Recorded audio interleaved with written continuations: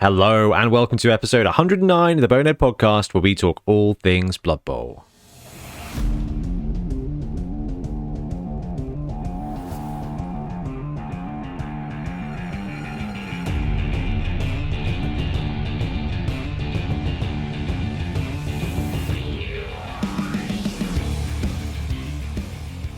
I think it's that. Okay. And jingle. Welcome back. I'm Ben, and once again, I'm joined by Blood Tithe Ben. BT, how you doing? Hello. I'm looking big on the video feed. Well, Trips in Milton are busy because we kind of robbed them all weekend. So you have to fill half the screen now. Yeah, not comfortable with it. I feel too imposing. I think it's okay on news. You still got like That's better. The little cam, Yeah. the little countdown in news as we look at the other stuff. But anyway, dude, what are we talking about on episode 109? Well, we're going to go into a big wrap up of our recent tournament, Beachhead, 2-dayer, 11s and 7s, and we're going to just talk about how things went. You know, the good, the bad. There wasn't much bad. The good and the good. There was hardly any bad. I think there wasn't any bad. There was definitely one bad, but I think the one bad was probably really good for our well-being, which was that we could barely find anybody, even though they were in the same pub as us on the Saturday night. Yeah, Wetherspoons in Bournemouth gets busy. We did go hunting.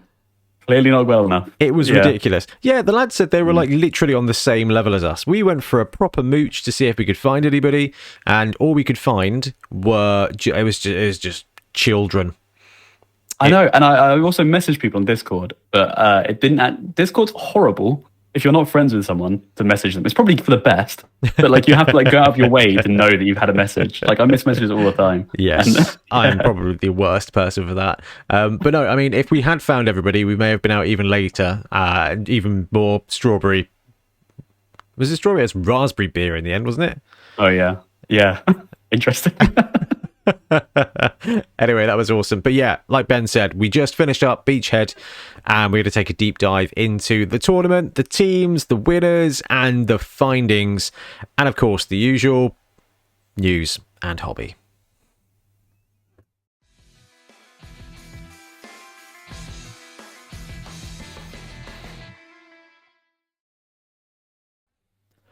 Okay, so Blood Bowl news. There's a couple of sort of bits about Games Workshop news that I will get your opinion on, BT, in a minute. Okay. But first of all, Beachhead is done, and our next tournament is up and ready. So tickets are available now for Dorset Dungeon Bowl. This is a classic Dungeon Bowl tournament. I don't know. There isn't a classic Dungeon Bowl tournament, is it? Yeah. Like, this is the second one that we're doing this way. This one's at Entoyment on Saturday, May the 20th.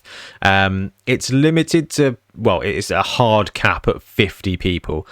We've already sold 10 or 12 tickets, which has been pretty cool. Mats will be provided. We've got a third Dungeon Bowl map this time round. They are en route at the moment from the printers. So they'll be available for you guys to pick up as well if you want to get some practice in. But I'm really excited about the third map. There it is on the screen. Just with the cheeky little side rooms. Oh, it's going to be so interesting to play. We've shortened the rounds by 15 minutes this time round. So there might be a couple more draws, but we found that the majority of games were done 30, 40 minutes before the round ended. Yeah, I think we had like there was time for people to finish around and get a sevens game in between. Yeah, so we thought actually sometimes, we'll shimmy it back, we'll shimmy it forward. It means everyone can kind of get out on time, but still have plenty of time to play 3 rounds of Dungeon Bowl. Dungeon Bowl teams and regular teams are all eligible. No star players yet. Maybe one day in the future, but I just don't. I think Dungeon Bowl's complex enough. Yeah, I totally agree. We haven't seen if any completely break it yet, so as well. Yeah, there's some stars which might throw a spanner in the works. No one needs like more griff and more. Yeah, exactly. Yeah, no, I think stars. Actually, the thing I'd actually be more worried about is having too many of the bombers and stuff. Yeah, it gets tight in these corridors. So. Yeah, it would just be boring, I think. It's an interesting one. Anyway, the rule set is up. The rules pack PDF is up, and the team sheet is up, as well as are the tickets on the site. And we've got a couple of bits of Games Workshop news. So first up are the 2 halfling models, Ben. Cindy and Puggy. Games Workshop have, well, they're not released yet. They'll be on pre-order, and then they'll be like in Forge World for several weeks. So yeah, I mean, when I pre-ordered those goblins, it took like 3 weeks to get here or something. I was like, this is interesting. Anyway, Puggy and Cindy models from Forge World have been shown off. What are your thoughts? I absolutely love these. I genuinely really do. I think these are phenomenal. I think Cindy's face is a little bit harrowing. The paint job is it doesn't do her favors. Let's get this. I know what you mean. It's sort of the way they paint faces is quite, exaggerated, and I think it makes the eyes a little bit too much. But I think in terms of like sculpting though and posing and character, these are perfect. Like they're so halfling. They're so like really capture the originals. The only thing that I think is a little bit odd is the weird sort of elf union spin on the baguette. He looks just like is it the thrower or something? I can't remember. Yeah, where they hold. Yeah. He's just the nobility guys do the same. It's the basketball spin right on the finger. Yeah, exactly. I mean, the models are really good. You got, Cindy's rocking a dessert pie and just a big Melton Mowbray, which is pretty sweet. And then, Puggy has a full-on baguette that is tied together with string, to be fair, spinning on his finger like a basketball, like a Harlem Globetrotter style. I mean, it is ridiculous. It's his armor for me. It's just like his shoulder pads are massive. The spike is the size of him. I guarantee that there are 40k players looking at this and just drooling because of the side of the shoulder pads. Like, this is gravis. He's essentially like, if halflings had a blitzer, it would be him, right? From what I can gather. Basically. Beefstick, a bigger thing for me is that he's wearing the Green Bay Packers colours. He's yellow and green, which is like kind of my go-to colours as well. So I was like, hey, I like that. I mean, they're cool. And how do you feel about Games Workshop dropping these in pairs now? Because we've seen a couple of like the stunty stars in a 2-pack. I think it makes a lot of sense, especially on the small ones. Like you kind of get value. I can see why they do it, because I think to justify if they sold them individually to sort of justify the packaging cost, they'd be like really as bad as they already are. They would be worse. So I think it's nice that you get them in twos. And I think like most halfling or goblin coaches kind of don't mind having more stars. I think there are some people who are like only care about Cindy though, and it feels a little bit like a tax. But I imagine the cost to buy one is kind of the same anyway. So. Yeah, I was going to say, if you think about like Carla is £21 or something from Forge World, at least, if you buy Cindy for £27 with postage, you get Puggy, who you can use as a hefty if you don't want to use him as Puggy. But you can throw him as a halfling in loads of teams. Exactly. Exactly. It's a pretty useful model. I do think eventually when we all stop worrying about the World Cup rule set and we can actually use star players, it will, like the star players from the Almanac and stuff, I think we'll see a lot of Puggy. Sadly. Yeah, no, I agree. I think we'll see a lot of Cindy too, as we kind of saw at the weekend a little bit. Yes. But so they've been previewed, which is cool, which means from the Almanac, who are we left to see? Oh, God. So we haven't seen a Ripper model yet, have we? Did we not? Scrapper, Nobbler. I keep thinking of Brute Fun. I know, it's because of the Brute Fun ones. Cindy and Puggy are done, which means it is Ripper, the 2 Chaos guys with a Grasp, and Nurgle, Bloater number 5. Was it Dribble and Drool? Did they come back? We got Drool and Dribble as well. Again, Brute Fun's got some really good models for those. So that's kind of taking the pressure off everybody. In fact, Andy from the tournament picked up a couple and was like, we were queuing for a cup of tea, and he was like, right, Ben, how do I get them in a roster? Like, how can I put these in a Lizard Man roster? We saw Drool and Dribble at the weekend, actually, run by Amazons as well. Oh, brilliant. That's actually a really good use for them, I think. I love it. Cheap players, yeah. They're just a positional, right? I can't remember how much they're 170 for the two of them, which is fine, but that's easily done in Amazons. Yeah, exactly. That's 2 movement, 8 stunties with Edge 3 plus, and you've got a little bit of foul, you've got a little bit of stab. Stab is brilliant as well. So I think Drool and Dribble are awesome. Again, It'd be then fun in a in a stunty lizardman team with like Crocs, Rule and Dribble, and just skinks. that is what That's gotta be doable, right? that's what Andy and I were brewing up. I was like, Oh, well, what okay, you could yeah. do is just start with all skinks. Just start 10 skinks for 600. Take the Crocs for what, five? Well, how much is the Crocs? Is it 150 or 140? Is it 150?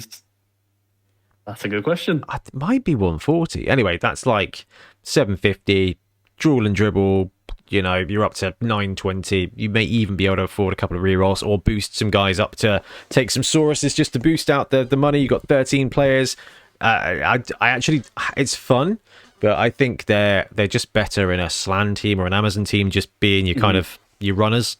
To kind of just max out on that, even though Slan catches are pretty awesome. They are pretty awesome, but they're not moving 8, which is a shame. Anyway, that was cool. We've not seen anything about vampires. Ben, how long do you think it's been since we last had a Blood Bowl team spoiled? Well, I thought it was that Warcry thing, but that backfired like the day after I said it. So I hear you've been Have you started printing your bunny rabbits yet? no, unfortunately, my printer's been failing me. Oh no! Welcome back to the world of 3D printing, though. Yeah, having the Mars 3 now, it's great. I've printed out, I think, 12 Lizardmen, loads of the new Brute Funskaven, a whole bunch of stuff for 40k as well. And I even managed to print out some Bretonians for a friend, try and convince him to play some Old World stuff with me at some point. So, oh, yes. Yeah. It's so fun. What can go wrong with having 17 projects on the go? You don't finish any of them. Yeah. I don't know what a finished project is like anyway. Okay, so the next thing I wanted to ask you about is, did you see the Games Workshop have actually dropped 2 Blood Bowl articles on the community page randomly, just straight up dropped them so that we had something to read that wasn't really trying to sell us anything, that was just stuff. And the first one was a necromantic tactics article. Today the Really Blood Bowl, strange. Today the Blood Bowl design team shines a spotlight on a team that usually remains hidden in the shadows of Sylvania, waiting for the opportune moment to drag some poor, unsuspecting halfling into the eerie darkness. And it just talks about what's good about the roster and some cool skills and what skills to put on dudes, and it shows some of the stars and what the best stars are to take on the team. Really strange little article that came out of nowhere, and I'm a bit baffled by it, to be honest. Yeah, I feel like they've done something. I couldn't tell you what it was or point you towards it, but I feel like they've done this kind of thing before, usually prior to building up like a release. It gets people like, Back there's a lot of into Blood people Bowl. who have, yeah, exactly. Like the feed comes through, it's just like, oh yeah, Blood Bowl's a thing, and it's just like, well, that's in their memory. Yeah, we don't have anything to come out today. Let's put a Blood Bowl thing. So we know we're going to be releasing something in a few weeks. Remind people that Blood Bowl's a thing. Yeah, I don't know. It's a strange one. Are you saying that that's because they're bringing out vampires soon? I reckon that, they've mentioned the Sylvanian stuff. It's probably as close to vampires as currently out. So, come in. 7 months, Ben. Yeah. July. I know. August, Yeah. September, October, November, December, January, February. It's been 7 months. We've had some cool star players released. The Almanac is probably really great for Blood Bowl because there's a lot of interesting things you can do. I realised I've put it as episode 10 on the podcast. It's actually episode 109, which is significantly more than 10. There we go. Let's correct that. I have Games Workshop anxiety, because there's no rhyme or reason at all with them, right? Yeah, I know. There's so you have no idea what's going to happen, and then they're probably going to come out. We all think it's going to be vampires, and they're going to drop it as it's like, oh, it's not vampires. It's actually some new thing we've made up. Some brand new, spanking new team. I was going to say, we heard you wanted a Cathay team, and I'm just like, I was going to say that sarcastically, but thinking about it, I really would like a Cathay team. So. Cathay team would be cool. I mean, I don't. Yeah. Oh man, I was having a real good think the other day when I was stuck in traffic on the way to the parcel box, and I started thinking about like how many teams we've actually got in Blood Bowl, and my thought was, man, wouldn't it be cool if they did a White Dwarf article that had like a couple of teams in, just draft teams? So I was thinking about like the Slayer teams and stuff they had on the app before they Before they moved to 2020, they had the kind of nobility draft roster. They had the clan pestilence, they had the savage orcs, and then they had the slayer team. And I was thinking about it. I was like, oh, wouldn't it be cool if they just dropped that in a white dwarf? And then I thought, well, we've got the core teams, then you've got the PDF teams, then you've got Slan. Then if you were like, well, am I accepting the 2 white dwarf test teams in this tournament, this league? I was like, we're getting up to the 30s. Now, for you and I, 30 plus teams would be amazing, right? Mm-hmm. But at what point does that become almost prohibitive to people who are getting into the game? Like going to a tournament like Beachhead, it gave me some real thinking, right? There was, 70-something coaches, 70-something Blood Bowlers kicking around on the Saturday. I'm just thinking, like, that's barely enough for... it's not enough for 3 of each team in a field of 70. I was like, this is crazy. Like, I love it, but... I'd still be open to more. Oh, definitely. I'm not going to say that. Like just let's get the 50. Come on. Especially with like, it's something which I know Games Workshop won't, touch it, or at least publicly. But like, I think it's really good now we've got such a strong third-party support for this game, like community around this game. I think like brewing up like new teams is something that's totally doable. That you could just like, if we start thinking just like, oh no, it's good, we haven't had anything new in ages. We could have like, community teams, and secret teams exist. But like it's something, there's always something, then we can always have amazing models for it as well. It's not even going to have to be like... So I've had these goblins on my shelf since the Gloomspite Gits release a couple of weeks ago, because I was looking at the Gloomspite Gits. I was like, night goblins, like love night goblins. And then I realised that I could just print a bunch and half finish them instead of paying sort of 45 quid for Games Workshop. And they've got some really fun netters, because in the old school like Night Goblin world, netters and clubbers were this like team that would go around and just cause carnage. And I was like, man, that'd be sweet on a Blood Bowl pitch. Like netters could be really cool. You could have like tackle, prehensile tail, or hypno gaze, or something like that. And then doesn't the secret team have them? I don't know if it did, but that's kind of what got me thinking. I was like, oh yeah, because like I agree with you. Like, we are potentially at a point now where it's kind of calming down to the extent where we can maybe start exploring other things, even though the cadence of star players makes it feel really still like a really young format. Because we haven't really... I mean, we see this when we look at like our tournaments and like the release that happens, and then by the time the next release is out, that release, everyone's ready to play it at the tournament.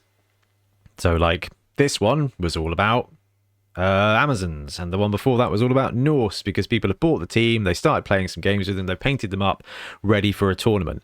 And now we've got the Almanac star players, so we start seeing Cindy and Drawl and Dribble and stuff being used. I didn't think we had a single Puggy, actually, thinking about it. That's interesting. Ooh. I don't remember seeing one. Getting sidetracked. Drawl, Dribble, Glottal. Ah, yeah. No Puggies. I don't think you've seen this data, have you, Ben? So it might be fun to do some over and unders as we go through it. But I did like that article. The other article that they dropped was the PDF scenario game for the Blood Bowl, because the Super Bowl was happening, which I thought was a really fun little thing. I'm a bit confused about the years, because they used to do like the Warhammer years, but the actual like hundreds years matched up with the real world, so you can kind of track it along, which I feel like is a massive kind of miss. They should be doing like, if we look back at the I guess it would be 25-23 championship, it was these two teams, because it's like right up against now, and I think it would be a cool thing for them to just especially to call it like 2020 edition, like it'll match up with that and stuff like that. So yeah, it was just keep all aligned. It's really cool. It was a cool little PDF that they did, and it's got like the rosters for the teams.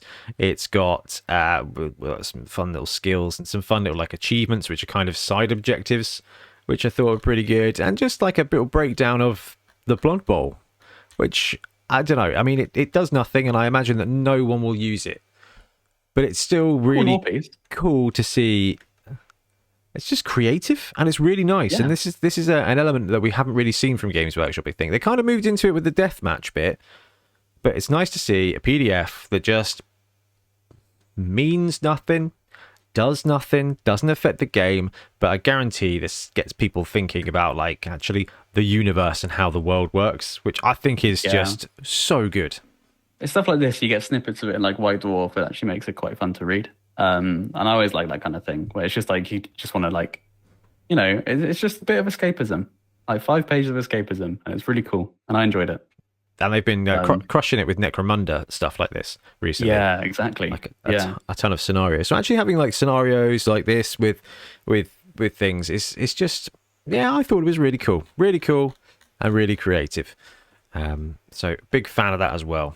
Right, let me check the news document to see if there's anything else. Yes, there is. There's 2 things to talk about. The first is tournaments. So if you go to our website, you can click on the button that says tournaments, and in there you can click on it and it will take you to the Bonehead bit where you can click on our tournaments, or you click on share tournaments and it takes you to a very boring looking Google form where you can share your tournament, or you click find tournament and then it takes you to a slightly less ugly spreadsheet that details tournaments that you guys want to talk about that's going on soon. So this is coming out. When is this podcast coming out? Saturday the 18th. There's actually a tournament on Saturday the 18th. Casual Carnage Mystery Island in Crawley, West Sussex. And then the School of Hard Blocks 2 is taking place on the 4th of March. That's run by Byron, isn't it? In Bloxworth. And then there's a Mulligan's Open in Scotland on the 13th of March. And the next one we've got listed up is April Fool's Bowl in April. So School of Hard Blocks is taking place in Dorset on the 4th of the 3rd. Ben, is TIFF working? Let me see. This is kind of, that's how my tournament calendar gets organised. TIFF is working. Might have to see if we can swing a trip to Bloxworth for that one, because I think that'll be quite good fun. So that's cool. There's some kicking around in Europe and there's some kicking around in North America and Australia too. So what else we got? We got the Super Sunday Cup was last weekend. The Cinches Open in Tennessee. Okay, I appreciate the effort of trying to palindrome. Is that the right term? Palindrome, Cinch, and Tennessee. No, it's not palindrome, is it? What's the word? I don't know. Portmanteau. That's it. Do you think maybe they missed another E on the end of that one? If that was Tennessee, Cinches, the Cinches Open, I like that. That's pretty cool. Yeah. That's in March in Tennessee. And Australia, Chaos on the Coast was last weekend. Dungeon Dash. Oh, it's a Dungeon Bowl event. Oh, I know this one. Yes, I'm excited to hear how this one's going to go. On the 11th of March, which is cool. I think that's the one that's using our mats, Ben. Cool. Which is pretty cool. Royal Mail lost a bunch of them over Christmas. That was pretty awesome. So I had a mad panic and got some more sent over. Thoughtless Casual Gaming presents Training Day in March as well on the 18th. We've got nothing another. But basically, guys, this is another way to get your tournaments out there. Obviously, the NAF site's got some bits on there, but the NAF site is the NAF site. And maybe you're not a part of the NAF. Maybe your tournament's not part of the NAF. Maybe you just want to share information. Unlike that blimmin' Portsmouth one run by Dice Ben. That was kind of what inspired it. It was a case of you're like, hey, there's this tournament going on up the road in several weeks' time. And I'm like, I have no idea. Like, I haven't seen this anywhere. Like, we should share these tournaments so that people can go to them or avoid them. Whatever takes your fancy. But no, there's some good tournaments coming up, and I'm excited about that. The prospect of going to a few of them, like flipping Nottingham, Ben. Yeah, in March. Is it March? Yeah, 4 weeks. 17th? Something like that? Thursday? Literally 4 weeks today, we'll be probably in the Rickmobile on the way up to Nottingham. Oh, I'm hyped. Well excited. That's going to be really good fun. Hotel's booked, which is pretty sweet. And again, I'm pretty sure half of us going are like people we've known like through tournaments. Like, yeah, but that would be sweet in the Mecca. Yeah. So I need to find a 3D printed model. Maybe the Bonehead Podcast Ogre, maybe the Fen Beast to take with me to take photos of in various places around Warhammer World. I thought you mean sneak into your roster and try not to get arrested. No, I wish there was like a little Trumpets model that wasn't. But I mean, Trumpets is Games Workshop. I don't know. I've got some ugly ogre models here, which could be interesting, and use them as basing for the models. Oh, massive thank you. A couple of guys came up to me at the weekend and was like, "Oh, I know you're struggling to actually have Games Workshop models. If you want to borrow a team, please just say." That's so lovely of you. Thank you all very much. But no, I've got 4 weeks. All I need to do is paint a rat ogre or distract Ian Warhammer Hannum and take his team. So I've got two very, very solid options here. Yeah, I think I'm just going to run Nobility. Got my team done. Nobility, Ogreless, and yeah. Ooh, Ogreless. Throw a bodyguard, 2 blitzers. Yeah, or blitzer 2 bodyguards. Haven't quite decided yet. I think there's merit in that. Stand firm, wrestle. Oh, I don't know. Movement 7 and catch though. I know. In sevens is pretty. It's pretty great. It's pretty great. Yeah. But I guess before we should move on, the other thing I really want to mention is a massive thank you to all of you out there who listen, like, share, advise, take part. It is so awesome to have your support.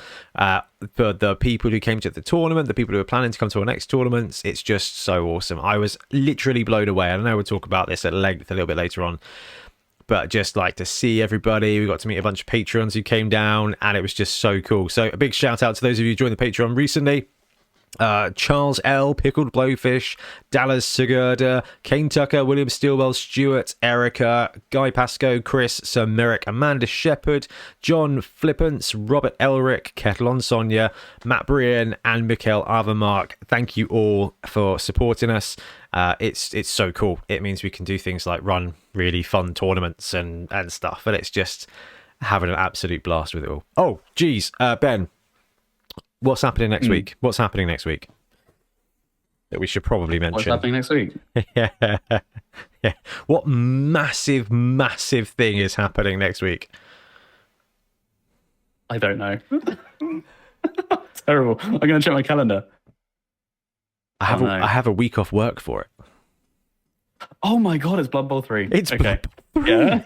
I forgot that's next week. It is Blood Bowl 3. It's coming out next week. When I say I've taken a week off work for it, it's more of a stretch than I'd like it to be, but less of a stretch than it probably should be. I have more holiday than Tiff does, so there's a couple of like bits around the year where I have to take time off where she's working, and I was like, no one else is off, might as well take off Blood Bowl 3 week, just chill out and play Blood Bowl 3. And then she was like, I've got some spare hours and stuff, so she's going to take it off. We can have a gaming holiday week. Oh, that sounds so good. You going on in for it or just going to chill out? Well, no, I intend to be absolutely binging Blood Bowl 3, either on stream or recording. That's what I mean. You could binge Blood Bowl 3 in like a caravan. I don't know. Hey, probably better internet than the New Forest. Yeah, true that. It is atrocious. Absolutely bad. Right. Anyway, that is it for news. We'll touch on hobby and then we'll hit Beachhead.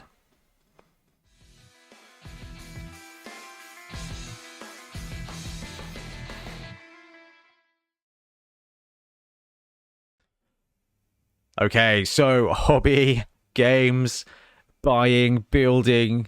I guess it has been kind of 3 weeks since we last did the pod because we delayed it a week because we had Beachhead coming out. So I was going to say, it feels like ages since we caught up because I know that there's loads of cool hobby going on. Anything in particular you'd like to highlight, Ben? Well, I haven't played any League games, but I did actually start painting some stuff today. So, yeah, I brought this up on screen. Yeah, so literally just about an hour ago before we filmed the podcast, finished up this rat from Brute Fun, sort of a little speed paint test. So yeah, this it makes me sick that this is a speed paint test. I know, there's no way to say it without sounding awful. But I've had these primed for a month. Get an airbrush, it's cheating. And you're like, I printed this morning and now it's fully flipping painted. Oh man. Hey, the base isn't done, it's not done yet. But don't look at it. Yeah, so I painted these out. I basically Googled Clan Scryer because these are so clearly Scryer. Oh, incredibly so. Did it in old school Scryer colours with some maroon dags and some green and some black and some tan. Yeah, yeah, I'm well happy with this. It's like a little like weathering experiment. So pretty much just airbrush the whole lot. Like the pants are like this brown I did, and then I just did patches of like creamy colored on top of it, so you get this like patchy brown. Yeah, and then green, a little bit of a highlight, which is my orc skin trick. And then black and copper painted the metals and dabbed it with highlighting. So no real like edge highlighting. It looks time. so good, man. This. I mean, to be fair, this also really highlight. This is a lineman. Like this really highlights how good this most recent Brute Fun team is. This is such a good team. So he's quite. I remember he was reaching out in like the community, people who painted them up to just be like, he's conscious of how he sculpts them because he wants to get this really good balance between paintability and detail, which is something that not all companies can do. I absolutely highlight this when I do printer pictures at the moment because of just how the world has gone with painting, and specifically how I paint, which is contrast, pick out details, move on with life. So it was really interesting that he's been working on doing that, because when I was reviewing these, like I did 4 printer pictures last week, and every single one of them, one of the really big things I was pointing out was like, this is going to paint up really easily. Like this is going to have lots of bits for the contrast to pick up, and then if you're a proper painter you can go back and pick out bits, and there's a lot of things for you to pick out as well, which you've kind of demonstrated here by doing your quick and grungy pro painting, and then bits I skipped, so like the stitching and stuff like that, so I skipped that because time, but yeah, it's a 2-hour limit basically. 2-hour limit. That, man, it looks amazing. I can't believe it. So just why did you go for the lineman first? Is it I went for this one because it had the least obscuring details. So posing? It kind of captured, posing wise. So like a few of them have like arms going over each other, or like extra, like the thrower's not going to be particularly easy because I printed it all together.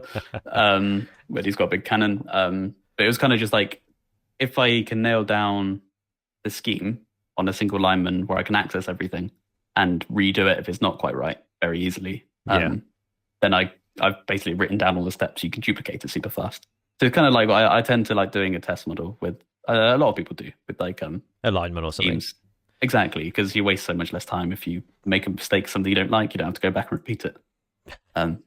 Yeah, yeah, and that's the other dangerous thing about 3D printing, right? Is you're like, that one's rubbish. Print another one. Do it again. Yeah, print a new one. Yeah, I had a lizard where his hand, like I think his finger is merged into one of his other fingers. I'm just like, unacceptable. New one. No, have you printed the rat ogre yet? No, not yet. He's to follow. Dude, it's so good. It's just, the rat ogre is just an absolute monster. It looks like kind of like a smaller storm fiend from Age of Sigmar. Oh, awesome. It's so cool. Yeah, he's got all his tech on him, hasn't he? So. Yeah, and he's got a really good, like the hands are modular, the heads are modular as well. Yeah, so, which head did you go for? Did you go for the full metal head? Yeah, full metal with horns, like the one that looks like straight out of War Machine, basically. Yeah. I was like, yeah, definitely. Because the Blitzer's got 2 heads as well. So I went with the full mask of the Blitzer too. Because it's just such a cool design. I've seen test printed most of the second wave for the Skaven team. The gutters are looking great. I haven't seen the second pose of the Blitzer yet. He's outdone himself with the lineman, but I haven't seen the second Blitzer yet, because the first Blitzer was absolutely awesome. He posted a block wrap, I think, as a lineman with block. I think that's the idea. Yeah. The line. He's done such. It looks like, this is the thing about like this model. These poses, they look, like in Tekken, they do the like the chundering move. Yeah, like the idol pose. Yeah. Just this one absolutely looks like I can almost see him like moving forwards every 3 seconds on a really bad sprite loop. Which might be very much what we end up doing next week when Blood Bowl 3 lands. Just like, hey, look, that lineman's doing that thing, what that model looks like he's doing. But no, BT, it's absolutely gorgeous, man. Thank you.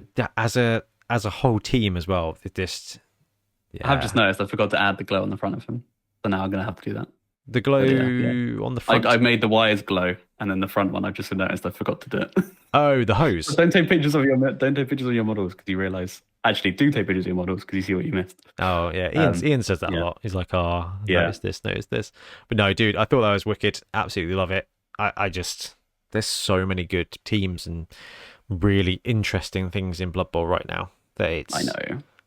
These are amazing. These are the best Skaven I've seen, and I know we blow smoke up Brute Fun a lot, but it deserves it because these are fantastic. And they are available on our shop if you don't have a 3D printer. If you do have a 3D printer, support Brute Fun. We want him to make more models, especially stuff like this, which is just very unique. Like, this is just awesome alternative for Skaven. So, yeah, support all the people who are doing the stuff that you like, whether it's Brute Fun, Torchlight, or just something that's nothing to do with Blood Bowl. Support your creators, because otherwise IP murder happens. But that's another story for another video. I want to do that video now. I was tempted to do that video. That was a fun one at the weekend. I have been painting my Skaven. They look a lot less good than Ben's, and they have a lot less colours on them, but they're there. I've been printing some teams. I've been printing a lot for the shop. A lot of Skaven. A lot of the Agni Renegades team as well. That's been very popular, as it's a very They're really cool... nice. Yeah, it's a cool looking team. Got some really interesting sculpts on that. And then I played a game at Entoyment. Somehow, still, it took me like an hour and a half to get there. I ended up trying to get onto the motorway one way, couldn't get onto the motorway, went on the other way, couldn't get onto the motorway. So I went all the way down to Christchurch, stopped at Sainsbury's, stocked up on strawberry and kiwi flavoured energy drinks, which I was like, oh, well, as I'm at Sainsbury's, did that, got a pretzel, and then motored on up past Ringwood to get to Entoyment. It was a bit of a journey, but I got my game in with Andy playing Lizards. And this was a thrashing. This went much better than expected. Lizards are kind of a bit of a... I think they just have a really good matchup against Skaven. They outbash infinitely, and they're not slow so they're only marginally slower than Skaven. So you can't run away, you can't switch sides, you can't escape, because there's a strength 2 guy coming at you from wherever you are to hit your strength 2 guys, and the strength 4 and 5 guy are just going to murder the rest of your team. So I was going into it quite apprehensive, and poor old Andy just couldn't pick up the ball. Oh, was that what it was? Well, you know what I'm like with gutters. You know what I'm like with Skaven. So he won the kick, kicked it to me, which I think is completely the right thing to do. Like, he kicked it away. I went down, scored. In fact, my thrower failed to pick up the ball for the first turn, but then we Skavened it, picked up, quick pass, off you go, touchdown, turn 2, turn 3, took the 1-0 lead, and then kicked back. And the plan, I think, for the Lizard team was just to try and cage and bash and smash, but the flipping Lizards just couldn't pick up the ball. It was 2. I'm in a safe spot. I won't re-roll it, which was the right thing to do.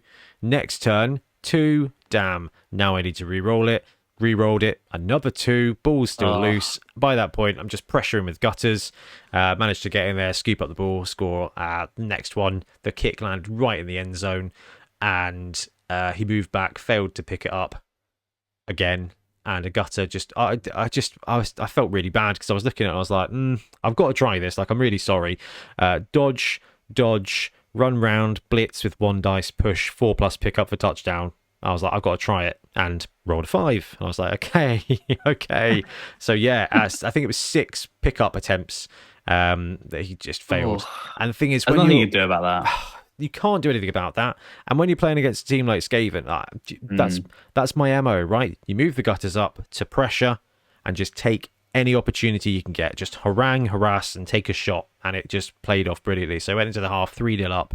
But I tell you what, the second half, Andy came out exactly the same plan, which was exactly the right plan, and just murdered my team.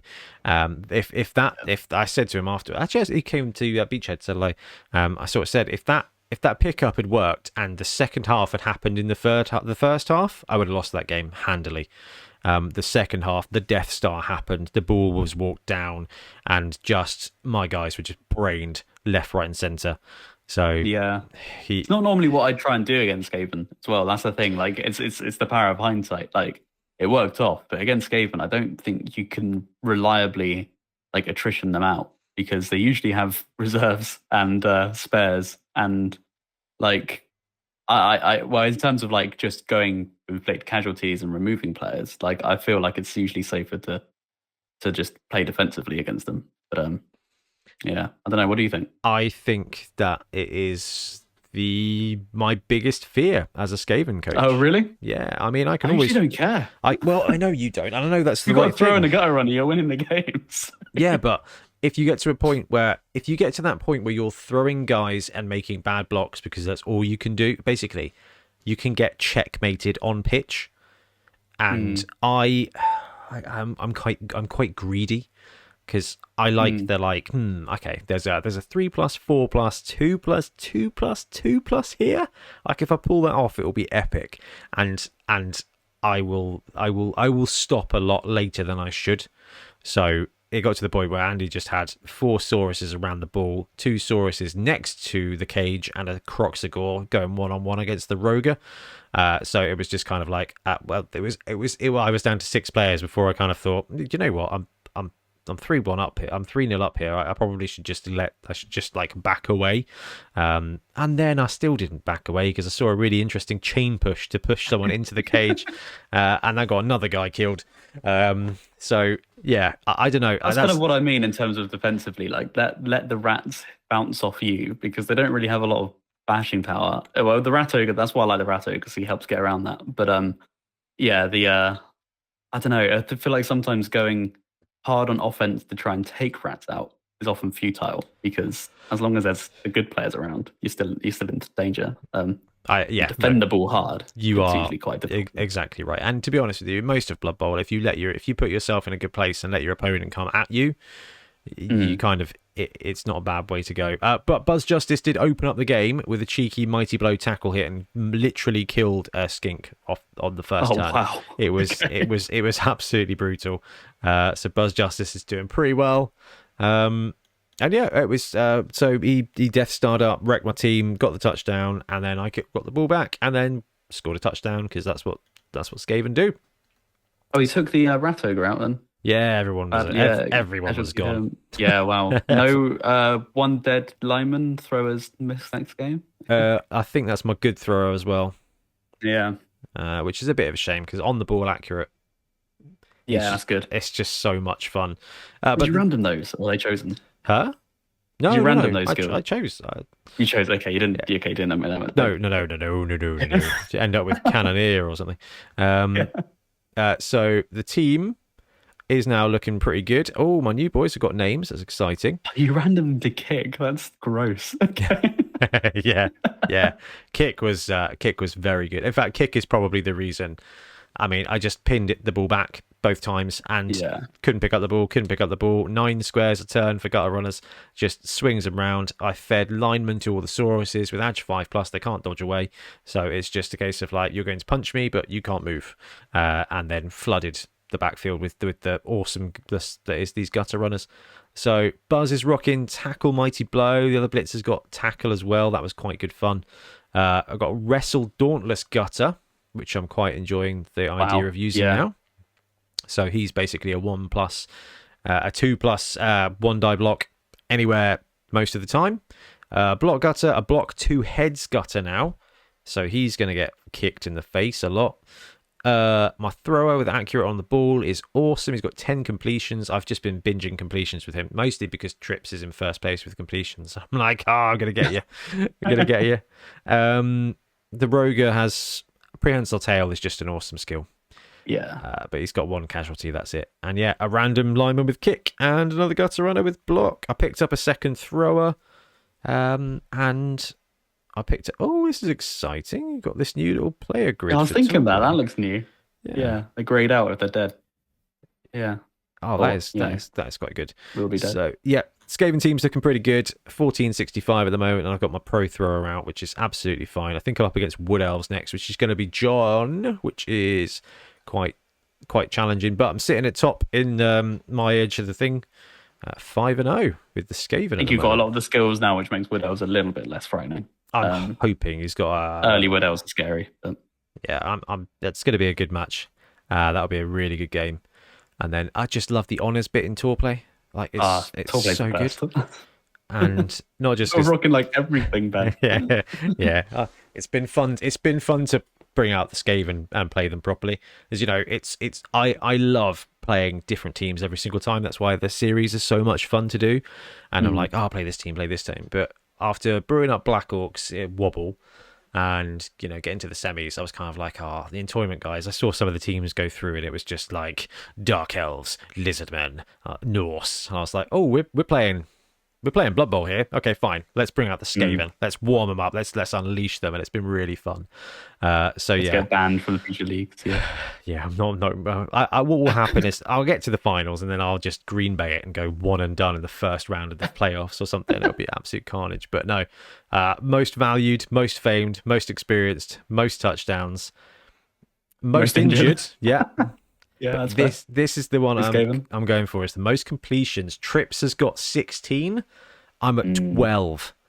That with his high elves. That's with his high elves. It's not a good strategy, but that is kind of the one I'm going for. Bringing back the passing game with the best thrower in the game. So, well, if you make playoffs, that's a few extra games to get them in. So, that's what I'm hoping. That's what I'm hoping for. But no, it's been good, and it's been so much fun to just bring out the scare. Look at the most scoring. 3 gutter runners in the top 5 of the league. That's what I'm talking about. Wow, a werewolf's taken that top spot. 6 TDs. Yeah. Yeah, wow. Oh, joint top, yeah. Sorry, I couldn't see because 109's covering it, but yeah. Oh, yeah. Sorry. Yeah, I guess it's joint, yeah. But 21 touchdowns in 5 games is... I'm pretty good. I'm happy with that. Is that right? That can't be right. That must include the 7. Well, you did have a game that was twice as long as a regular game. But no, it's been Buzz Justice there, joint first for the most beast award as well. Is that inflicted casualties? Okay, yeah, inflicted casualties. It's been brilliant. It's been really good fun to bust them out. The travel's rubbish, but I'm looking forward to this one against the Wood Elves next. Anyway, I'm kind of waffling on now about how much fun it is to play Skaven. Have you had any Blood Bowl games in the last couple of weeks? We had the stream game. Oh my god, we did, didn't we? Yeah. The Can You Count to 11 game. Yeah. That was really embarrassing, actually. Had the whole World Cup team watching, being like, that's not right, Ben. You sure you know how to play the game? Yeah, you're worrying. That's good right. Game, really fun. That was such a good, fun game. We played Nobility versus Snotlings using World Cup rule set. And if you haven't seen the video, go back and watch it. It's really good fun. We hang out with the guys in chat as well, which is pretty cool. And I cannot wait to do that again. I know. I love it. I think it's such good fun. It's where Blood Bowl gets the most enjoyment for me, I think. Stuff like that. Just nonsense games, no stakes, just having a laugh. Love it. It's a weird. It's just like a set piece, isn't it? It's like a rack them up. And I think there is something wonderful about your league team, but having a one shot adventure on a Blood Bowl pitch basically is pretty sweet. Okay, but yeah, I think I had a tournament. I don't know if I talked about it on the pod. No, you didn't. Tournament. That was the 4th. Yeah, man. Yeah. Talk about the tournament. I know, right? Yeah, I won't go into too much, but it was it was pretty fun. I went with Chaos Dwarves and went the first game against OWA and got perfect gamed against. So I think he maxed his points and I had 0. So on turn 8, the final turn, basically after he just scored, he said, "You've got one more turn left, have a halfling." And I killed the halfling with the dwarf. I was like, great, cool, 1 point. So yeah, bottom of the table, but then went 2 1-0 wins after that. Just sort of solid against, one was against Wood Elves, but they were dark themed Wood Elves. It was really cool, actually, really cool team. Dark sort of themed, like drow or? So yeah, kind of like that, sort of like wood spirit darkness kind of stuff. It was really cool. That is cool. I love that. Yeah, and the final game was against Blackhawks, against Blackhawks, which was super fun. I think that's that's not a bad matchup for Blackhawks. No, he just really struggled to break any armor. That was the trouble. Like, he couldn't remove players, and I started removing orcs, and then eventually just that happens. I think both teams snowball. I think if they really do. How many did you go? 1 bull, 1 Mino, or? Yeah, 1 bull, 1 Mino, 5 dwarves, 3 rerolls. Yeah, interesting. Yeah. No, we had very high hopes for you, and then you were like got wrecked in the first round. So we were elated to be following along and have you like pull it back round and then finish up 2-1. Yeah, it wasn't bad. I think it was 8th place, which is pretty good. Top 8. I'll take that. Got best sportsman as well, which is really fun from the tournament. So thank you, the dice people, for to be fair. that. You are not a salty player, really. No, I refuse to get salty. I've been salty. I always repeat, I've been salty, proper salty at Blood Bowl once. And it was during our Fumble Secret League in the middle of lockdown. It was online. We weren't talking, which made it so much worse. And it was a playoff game with my Ware team against Milton Sharks. And they just eviscerated me, like from the get-go. Just the Sharks, like strength 5 frenzy pieces, and they were just crushing my werewolves. And whatever I did, like bounced off, and then I just got killed again. And I just was listening. I was like flipping the table, being like, "Oh, my werewolves being beaten up by Milton Sharks," and it was saying that out loud that made me realize, why am I angry? Like, why do people get angry at this game? It's so stupid. But oh man, sometimes it can feel so personal though. Yeah, I know. Then you remember that they're like, I don't know, their mummy is punching your goblin. I know. But see, I love this. I think it's just it's the reason. Like, the fact you get to say sentences like that, and partly the reason I love this game so much, especially when I get to do commentary, because I get to say like full-on sentences like, he's got to be really careful, that mummy and that werewolf are going to flank around the side, he's got this big issue here, this goblin's going to go toe-to-toe with the Minotaur, he does have the wizard still up his sleeve, and I'm like, this sounds like South Park. This sounds like... that. Oh, we need Peter Serafinowicz to voice the voice our tournaments. Yeah. And he's played the dream card. Can you believe it? And I'm like, oh, it's so good. Like, it's so good. Like doing the doing on Breaker of Souls. Yes. Oh, that's such a good episode. I was watching the episode. I was like, this is why I want to do Blood Bowl coverage at tournaments. This is what we're needing. Oh my God, Ben, the Pro Tour is back for Magic. It's back on Friday. Tomorrow. Wow. No, wait, tomorrow's. Oh man, not even. I thought Picard was back tomorrow, but it's not. That's Friday. Yeah, 4 p.m. Friday. Pro Tour Philadelphia. Magic is back, and I think my boy Marshall's going to be doing it again, doing the streaming. I love Marshall streaming. He gave me some great tips for our coverage and stuff. For the awesome. limited resources, I just love him. He's my hero. I want to be the Marshall Sutcliffe of Blood Bowl because he's just such a good lad. I love it so much. So yes, I've got my weekend planned. I've got 4 p.m. Magic Pro Tour is going to go on, and then the XFL is starting this week. The football league that The Rock bought. Oh yeah, the experimental one. So I've got to like set up a VPN so I can watch ESPN Plus from America. So I'm stoked. And then Blood Bowl 3 next week, and it's a good week. It's going to be a very good week. And my car only failed the MOT on a tyre, which is that's a flipping massive spike of a win. Like, don't say it too enthusiastically. It's just like, hey, wow, I'm so glad I didn't notice the engine hanging off the bottom. Well, I've got a light. I've got a little light bulb warning light on the dashboard. All the lights are fine. I think it's one of the stupid ones on the number plate. So I was like, well, it's going to need a bulb at least. And then they always tend to make up some kind of rubber bushel that I am very confident doesn't exist. And then he phoned me up. He was like, oh, yeah, just needs a tyre. And I was like, have you not seen the warning light about the light bulb? No, okay, all right, fine. Thank you very much. Drove it home. I was like, maybe the light's gone off. Maybe there is no warning light. I was like, no, warning light's still there. I'm like, oh, okay, that's good. Tiff was like, is that, has that been there the entire time? And I was like, yeah. Yeah, I hadn't changed it because I knew it was going in for the MOT, and I was like, oh, they're just gonna like replace the bulb and then charge me £7 for it. I was like, oh, okay, fine. So yes, massive spike. It's been rubbish. Work has been rubbish the last few weeks. The weather's been rubbish. Things have been rubbish. But the tournament was brilliant. The MOT is passed. Blood Bowl 3 is coming. Magic Pro Tour is back this year. It's all right. And then It's all kind of Millhouse. 3 weeks, Games Workshop announced Vampires. Everything's great. Even better, Slanesh. Still going to happen. Ooh. It's like I actually kind of want the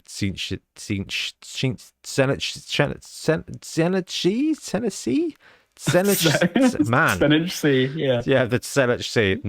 All right. Well, I think as I've appropriately covered myself in glory, we should talk about Beachhead. I've lost my mouse. There we go.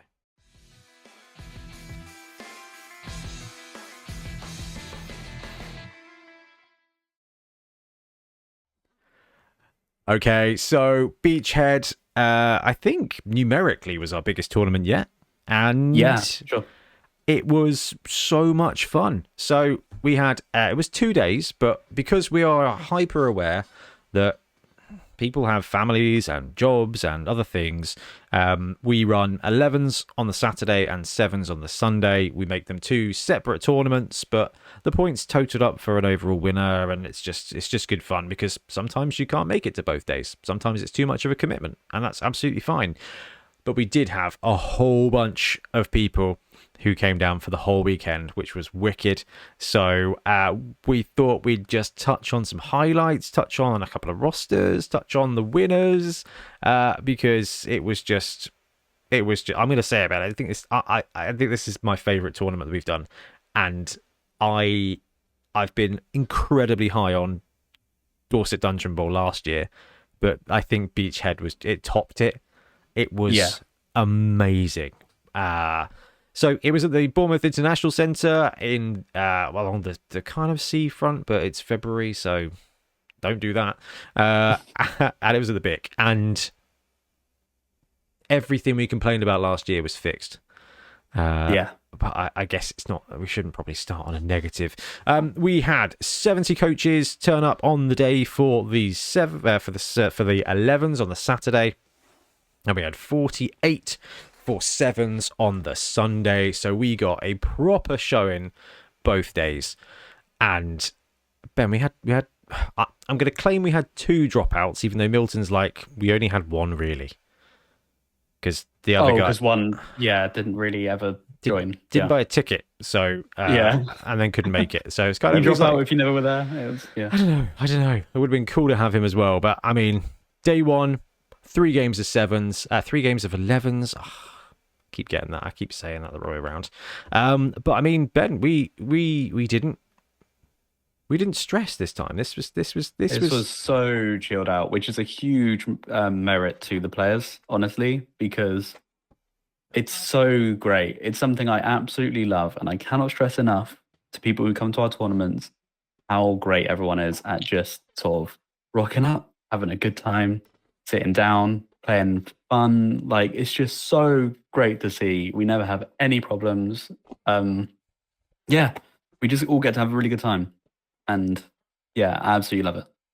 I cannot agree with that enough. It was outrageous. So last year, Beachhead was one of the first tournaments after the apocalypse, right? It was back. We'd done Bonehead Bowl or Bombember or something in Toyment, and then we went back into Beachhead, and we came down on the Friday. We set up all the tables, and we'd done this for SCA as well, hadn't we? We'd come down on the Friday evening to set up everything, to lay the mats out, and Trips and yourself were just like, Ben, don't worry about it. All right, we'll get there 8:30 on the Saturday.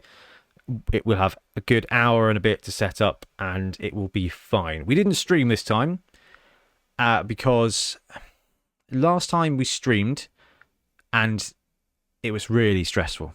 Like, I'm going to say I kind of overcommitted, and that's entirely my fault. You guys were right. So we agreed this time that we would undercommit. We would just focus on being at the tournament, seeing people having a good time and just enjoying ourselves. And dude, the vibe was just for me personally was just so much nicer, because it meant that we turned up on the Saturday morning at 8:30. We put out all the tables. Milton had done an outrageously good job as ever at sorting all the tournament rosters. Like, we're talking, 120 finalized rosters, so probably like 150 drafts that he'd had to prep and print and prepare. So I picked up the guy from the wet bus, and he was just like pulling this airplane suitcase full of paper. That is an exaggeration, but he had everything prepped and he was ready to go. So we just rocked up on the Saturday. We had to sort a couple of tables, sort a couple of chairs, put out all of the poster pitches that we provide these pitches in case someone doesn't have their own pitch.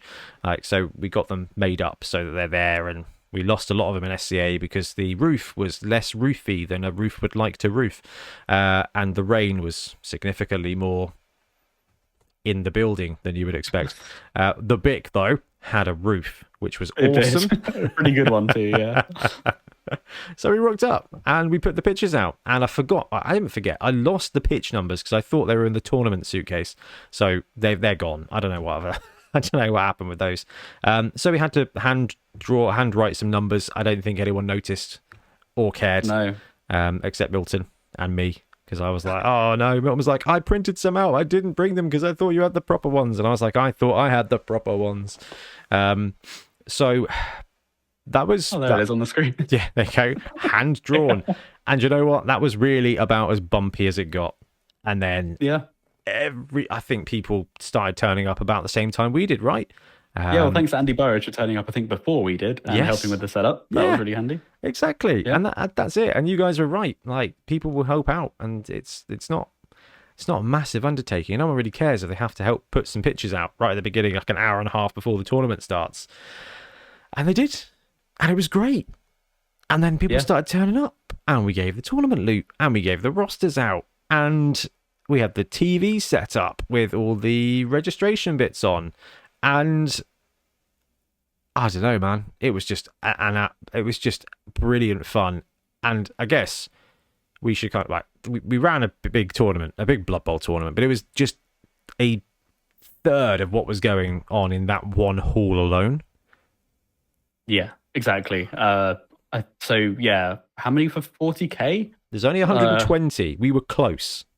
Wow, okay. So we had 40k, Age of Sigmar, Britannicus, and Bolt Action, Legion, I think. There's a handful of Legion. Yeah. I had some Horus Heresy around the corner from us. Yeah. And I had some Kings of War. I had a very lovely chat with the guy. Oh, yeah. Yeah. About Kings of War as well, which was pretty cool. Oh, those armies always look amazing. Yeah. I love seeing the Kings of War games because everyone goes to town on their like spectacle bases. It's the multi-basing looks so good. Yeah, it's really cool. But I mean, yeah, it was the tournament hall was buzzing. And like Ben said, there's a bunch of different tournaments going on at once, which was awesome. And then the next hall over was a massive trader show with like all sorts of stuff. There was demo games. That our boy Tom from Lutonstone was there. Yeah, it was great catching up with him. Got a Kickstarter coming this summer. Shout out. more Moonstone. That's exciting. Yeah, I think there's some undead coming. Really exciting. Colour be interested. Yeah, the Titan Owners Club was there as always. Oh, they had an Imperator this time, which was the size of a child. Yeah. Yeah, you kind of wandered over and you were like, dude, it's the size of a child. And I was like, do you mean a child? And you were like, no, Titan. Yeah, it was insane. It was probably about like 3 feet high.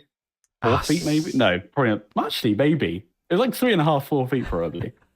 And this is 40k scale Imperator. And like the arm was like the size of a Warlord Titan, like a regular Warlord Titan.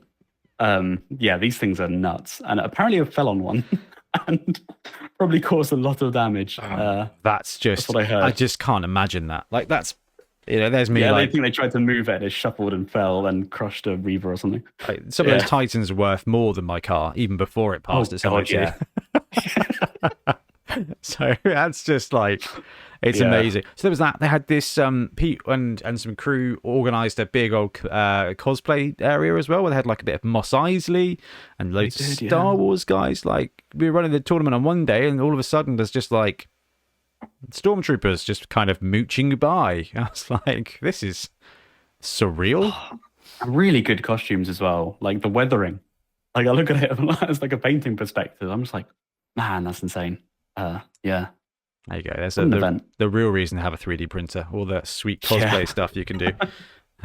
Dangerous though. You might have to bust out the plastic printer for that one, but so yeah, I mean, so you come to the tournament, you register, the bit I love so much, and this is where we've got that TV set up, the registration's there, and it just forms this focus point, either in between rounds or right at the beginning of the day, where people just look around, they just stand by the TV screen to look at the scores, look at the list, and then you have that awesome conversation of like, so, what are you running?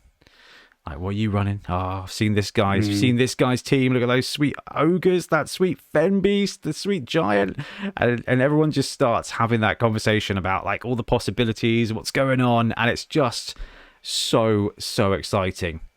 I think that's Whiskey Monster's team there, isn't it? That was No, it's Doc Miniatures. Yeah, the Torchlight team. Oh, Doc, he's a good lad. So good. It was just so good. So you know, it all rocks out. We get everyone ready. We get everyone there. Milton's like, we've got even numbers because you were gonna jump in an odd man in, weren't you? Yes, for sure. Yeah. Which I think I brought a nobility roster with some weird skills. I think I'd like jump up bodyguards just for memes. It's the TO trio. Oh, I've got all the teams and stuff ticking over in the background. Yeah, so rocked up. Ben didn't need to play on that day, so we ended up with a 4-man TO team. Excuse me. We did have someone ask us about this. We're like, especially on the Sevens day, because we still had 4 of us, and they were like, you know, is that too many? Could 2 of you have played? Mm-hmm. Probably. I think probably 2 of us could have played on the Sevens day, but it's just the element of, it's weird. 3 is the perfect number, right? 3 is perfect. 4 is good because it means someone's always there, because having 3 people to do the scores is actually really good. So something we were doing especially well this time was we input the scores in both score, because that gives us really good NAF output and Swiss pairing stuff for us. Mm-hmm. And we also input them on Google Sheets so we can show them on TV and on the website, which is...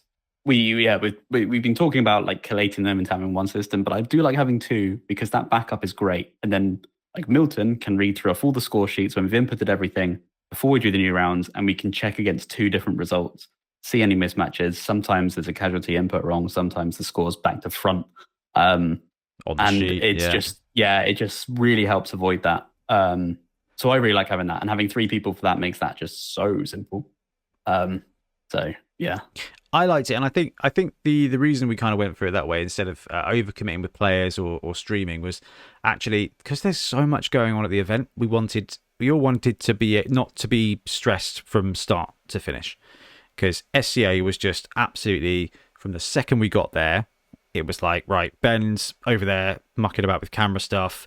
One of us is running around doing all this stuff. We were like, actually, we want to chill and enjoy this one and just commit to just going around. So in between the games, during the games, got to go around, check in on basically every single table, see how everyone was doing, catch up with everybody who finished the game afterwards.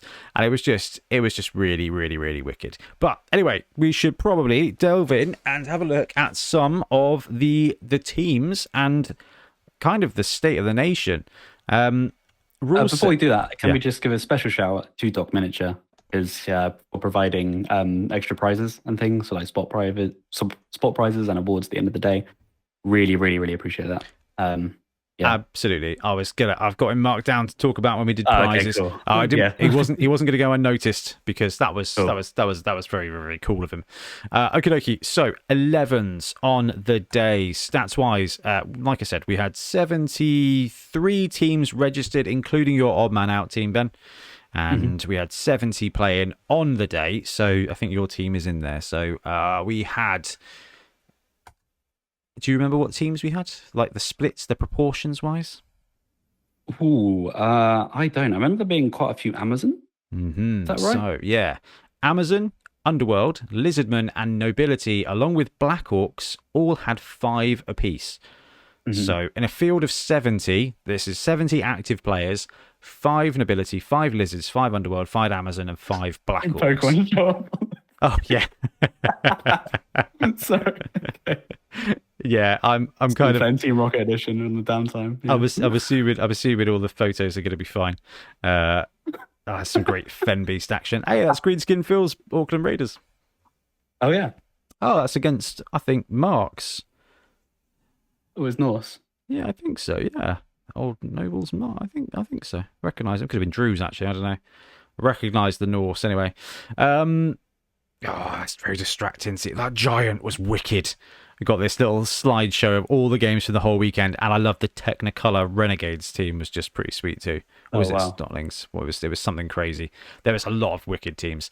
But 25 of them were Nobility, Lizards, Underworld, Amazons, Black Orc. We had 4 Dwarf, 4 Skaven, 4 Norse, 4 Undead, 4 Snotling, which was wicked. Humans, Necro, Ogre, Dark Elf, Halfling, 3 apiece. 2 Khorne, 2 Goblin, 2 Orc. And singleton of Renegades, OWA, Slan, Chaos Dwarf, Tomb Kings, and High Elves. So I think there's no Elven Union, no Wood Elves. How many different teams is that? I haven't done a very good breakdown. I've been a bit busy today. 24. No Vampires on day 1. No Wood Elves on day 1. No Elven Union on day 1. And I can't remember.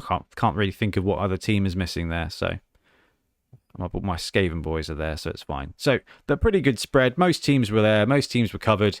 High Elves had 1. Tomb Kings had 1. Chaos Dwarves had 1. So the Forgotten Boys were kind of well represented as well, which is nice. I wasn't massively surprised by the team spread. This wasn't like SCA Summer where it was just like, hey, everybody's playing goblins. This was... Yeah, I thought no Elf Union was a bit strange. They usually have a decent showing. Yeah, they're sort of in general, elves were a little bit like in dust actually. Oh, do we have Dark Elves? Yeah, 3 Dark Elves. 3 Dark Elves, 1 High Elf. Yeah. No, Wood Elves is fine. Wood Elves kind of, even though they're good at winning stuff, I just think they're so non-resilient that it's not a huge amount of, that was, I think, Dalio's Cindy Baker there. Which is pretty cool. And Drew's converted Fen Beast. Oh, it's so good to see this teams ticking over in the background. So, good spread of teams. I mean, we had a pretty reasonable rule set. I think every team had a lot of viable rosters. So, that was exactly what we wanted. Nobody felt like they couldn't run a team, which is sweet. And the other special thing about this tournament is that we had the Fen Beast, which was kind of, and this was described to me over the weekend as a poor man's Ripper. Strength 6, big boy. We had 16 Fen Beasts on the day, Ben. So yeah, that's so good. A little under quarter of the rosters took our Strength 6 big boy, and it was so cool to go around the table and see all the Fen Beast models, again made for us by Brute Fun. Just probably underperforming because you know what trolls are like, but smashing face on the gown. And then can you guess what the most popular star players were, Ben? Top 3. Bomber.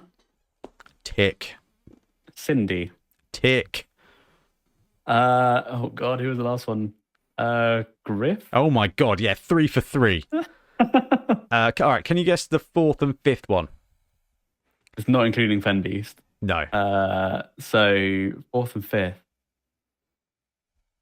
I don't think we saw any more, so I'm going to guess Hackflem. No, actually. Ah, damn it. There was only one Hackflem on the day, which is nice. Was there? Yeah. Estelle? Did a lot of Amazon. There was only one Estelle on the day. What? Yeah. Okay. Yeah. You got Bomber, Cindy. Deep be there. Deep Root was tied. Yeah. Oh, okay. Yeah, tied. So we had 2, well, yeah, you're right. We had 8 Bombers, 5 Cindies, 4 Griffs, 2 Creek, Nobbler, Scrapper, Ripper, Deep Root, and a Rumbelow, a Black Gobbo, Carla, Estelle, Drool and Dribble, Boa, Glottal, Hackflem, Scylla, Varag, and Fungus the Loon. So we had a load of cool stuff. We had a load of the cool guys as well. Drool and Dribble being represented, Estelle being represented, Cindy being somewhat overrepresented.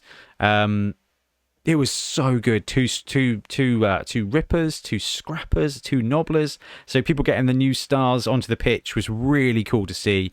I had a great chat with Paulie Boy, sorry, whose real name is Paul, who ran Estelle on the day.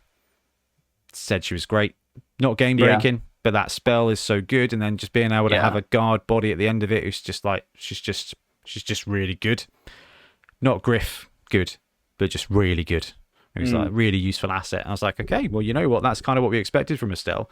However, bear in mind, not available for the World Cup. So it's interesting. The World Cup that's coming up in 7 months' time is going to be, I feel like, really behind where Blood Bowl is when it finally plays. Yeah, I know. It's going to be a long time away. A long time to not play with certain stuff is really quite interesting. But, I mean, that's a lot of star players. I think a third, if not more, of the field had a star player. Which, no, it was more than that. I think it was half. But then the numbers are thrown off for the Fen Beast, and the Fen Beast is kind of thematic. So we'll give people a pass on the Fen Beast. But a lot of star players kicking around on the day, which is exactly what you expect. Yeah.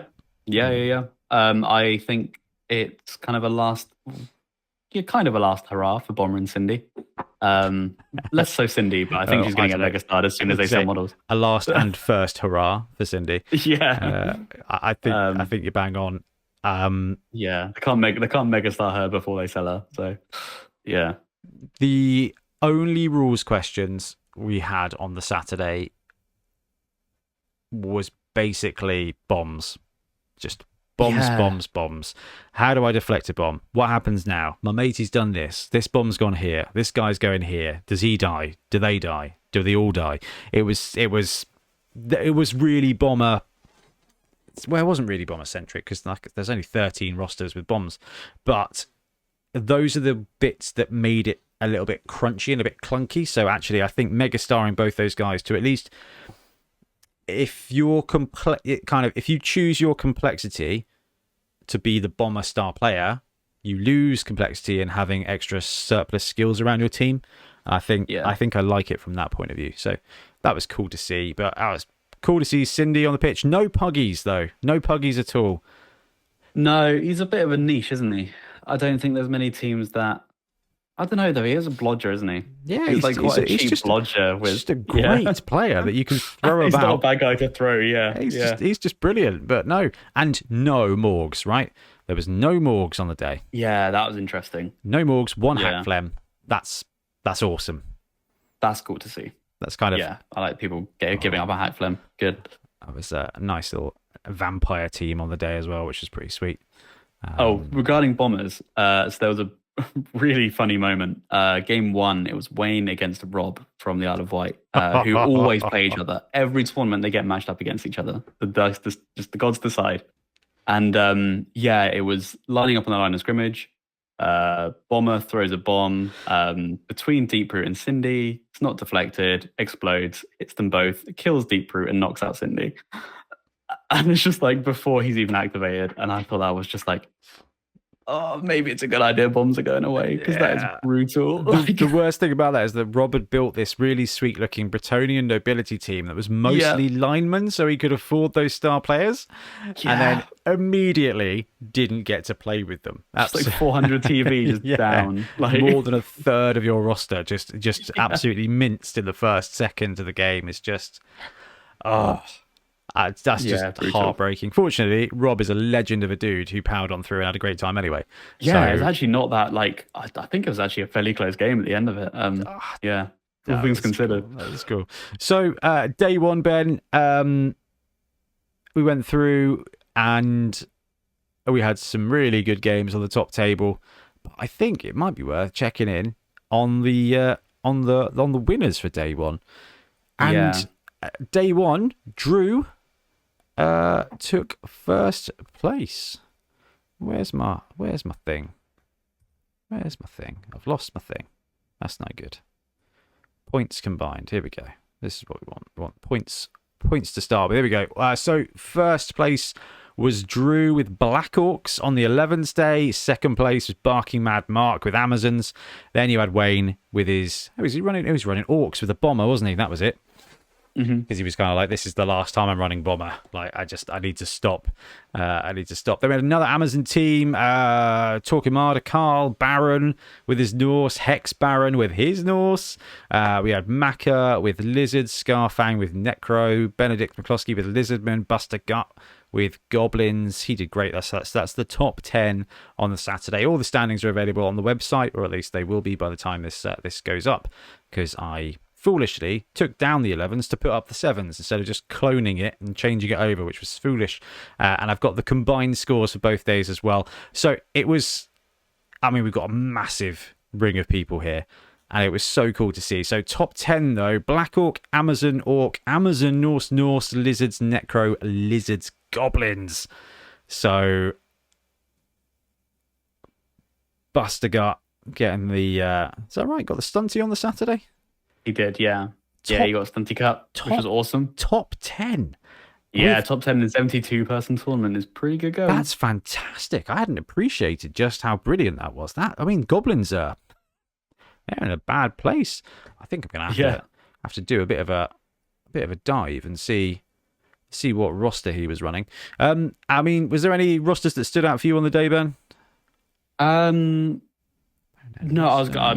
if I hadn't talked about earlier, that Deep Roots India one was quite interesting. I'm trying to think if any were crazy. There were some really good rosters, some like really good mid-range rosters. Yeah, the Fen Beast being in like so many of them was really, really, really good fun too. I've got to give a shout out to Andy though, because he was running the double Croxagore build in his Lizards, Glottal, and a Crocs with Sauruses, but basically no rerolls. And I thought he absolutely troopered through. It's such a lovely team. Had such a cool, fun roster. But apparently, he did manage to pull off the Rage Punch with Glottal, because Glottal's got that animal savagery, isn't he? And if he fails it, he just eats a dude. So apparently he got the sweet block action, which was pretty great. But otherwise, just kind of like the team struggled for lack of rerolls. But Andy was just like, I just love these models. I've got to get him to the pitch. And that's why he started brewing up with me the old Drool and Dribble. I can't find his flipping roster, even though Milton has done a superb job here with organisation. But I wonder if this has come in a different way. That's not it. Come on. One more sweep just to see if I can see. Okay, we're back. We dug out the rosters, which is a lot easier when you're kind of focusing. So, the Goblin roster that won Stunty. Man, he's done such a good job here, Buster Gut. He's named all his players and everything. The Green Sleigh Slackers. We had a Doom Diver with Dodge, Looney, a Pogo with Pro. I like that. An Hooligan with Sneaky Git, which combos beautifully with Dirty Player. 2 Gobs with Sidestep. 6 Goblins total. 2 Trolls. 1 with Block using a double, and 1 with Strong Arm. Nobbler Blackwart and Bomber Dribble Snot. 2 rerolls. 2 bribes. 1100 bang on the money. That's just a well thought out roster, right? Yeah.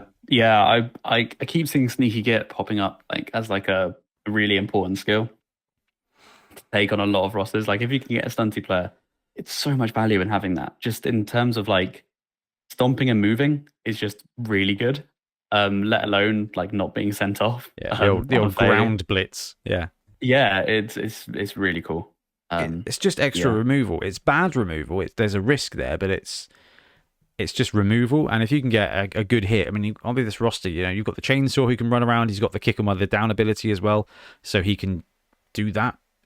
It's not a foul, so he can just kind of run by and shoot the chainsaw and someone to the ground. So there's a ton of I bet if we look at the casualties, I bet John did pretty well that day with that. So that was cool to see. That was the Goblin roster, and then the first place roster, which was Black Orcs. Oh yeah, Drew highlighted these expertly on the day. Yeah, pretty standard Black Orc list. Nothing too out there. Well, but some good. Kind of had to drop the 6th Black Orc brawler to take the Fen Beast. So you got the Troll in there, 5 Black Orcs, 5 Goblins, and the Fen Beast. So kind of upgraded a Black Orc Brawler into a Strength 6 bad troll. Yeah, that's not bad. Hey, he's not a bad troll. He's a great troll. He's a bad ripper. The Fen Beast is Kansas star player for this one. Movement 4, Strength 6, Edge 5+, Armor 10+, Loner 4+, really stupid, foul appearance, Mighty Blow +1, and regeneration. That's it. 150k. Strength boosted troll with foul appearance. Yeah. That foul appearance come in handy a little bit, but really he's just kind of like an ogre. It's like a bigger ogre, a poor man's ripper. But Drew was also, and unsurprisingly, running Bomber Dribble's not in there as well. Guard of the Troll, 2 block Black Orcs, a guard Black Orc, a leader Black Orc, and a tackle Black Orc. Tackle Black Orc's big fan of that. 1 reroll, 1 DF, 1 bribe to keep Bomber around. So 2 rerolls basically if you include that Lido double. But I think, much to your point, Ben, it's a very standard Black Orc roster, with the exception of the Fen Beast, which is kind of like an extra big hitter. I can say that now Beachheads, both times the winner has had a Fen Beast where applicable. Of the 3 Beachhead years, obviously Wayne won second year anyway, but there was no Fen Beast to that one. But he won the first one with Renegades and a Fen Beast. Drew won with Black Orcs and a Fen Beast. Go Fen Beast. Nice. But, I mean, like you said, there's nothing in here that's like, techers. This is just good Blood Bowl. Yeah. This is just good Blood Bowl. This is the only way you can win with a roster like this. There's no hack phlegm. This is just a case of Strength 6 guy, Strength 5 guy, good blocks with other Strength 4s, protect the ball, use the reroll sparingly, use those skills combo, and just bomber wherever possible. And there is Black Orcs are a hard team to do that with. Like, as in, like they are proper tier 2. Like they do struggle to like get the ball moving. They lack explosiveness. Exactly. Yeah, you can't just like capitalize on one turn and get a cheeky touchdown. Yeah, this is why I think I've enjoyed switching from them to Skaven. Because I missed that explosiveness. I mean, I think movement 7 is the point at which you're like, okay, we can get Chundering here, but 2-to-1 touchdown with these guys is at least go for it, right? So this has to be kind of a strong control game, and Drew did it. He crushed it, which was so exciting to see. Because, I mean, Drew's played so consistently at our events. I mean, we got to stream him on the top table, at least in 7s. I'm not sure if we got him on the 11s on the Saturday at SCA, but on Sunday we had him on the stream twice, I think. On the 7th day. A top table regular, Drew. So, one to watch out for. Which is very cool to see. He won't be at the World Cup, I don't think. No, so everybody is safe. Because, not to bury the lead, but he also won the day 2 of 7s. But before that, we'll kind of just wrap up on day 1. So we had the games, we had the rounds, everyone had a nice bit of lunch. The BIC I thought was much like, we had some concerns last time with their staffing was pretty poor last year. This year I thought it was absolutely perfect. There was food. They crushed it. Yeah. The queues were fine. Like, there was a couple of bits where the 40k guys went for lunch all at one time, which was, like I said, 100 dudes. Just gave it 20 minutes. Went afterwards. Good to go. They had beer, they had tea, they had hot dogs. Beer by 2 pints as well, which is good. Yeah. It was like you walking back at the Prancing Pony with a plastic stein. Popcorn bucket full of beer. Which it was so cool. So that was really good. And then we wrapped up on the Saturday night, did the prizes. Drew's megaphone was incredibly useful for announcing like the winners and everything. So need to pick up a megaphone ready for our next tournament. That'll be fun in Entoyment. And then we went out. We went down to the local Weatherspoons. A bunch of the other guys were like, we'll see you there, we'll meet you there. We failed to see them. Even though we went in, it was chock-a-block. We went upstairs, it was chock-a-block. We went all the way up to the very top garden bit, found a nice booth. You ordered a mountain of wings. Yeah, get a 30 wing special, which was great. So we sat out, chilled out, had some beers, had a good catch up with Drew. I took the champion for dinner, basically. Which might have to be a new kind Tradition. of new tradition of ours. That was good fun. And then we went back into the pub to see where everybody was, and apparently we completely missed them. I don't know how. We looked in every corner. I even checked the toilets. not too. Ben just got lost in the toilets. Then we went up to 20 million postcards, whatever it's called. 60 million, I think. It's quite a bit more than that. Budget cuts. And had some raspberry beer and had a good chat. And then, I don't know, what wrapped up about 10:30 or something. May have been a bit earlier than that. Yeah, and the rest. Yeah. Later than that. I think it's midnight. I'm not sure. But it was good fun. It was great to chill out, have some beers, and just go out and stuff. Then we called it a night. You and Milton at the hotel. Tiff decided that she could come and get me from Bournemouth, so we saved money on a hotel that night, with us being a little bit closer.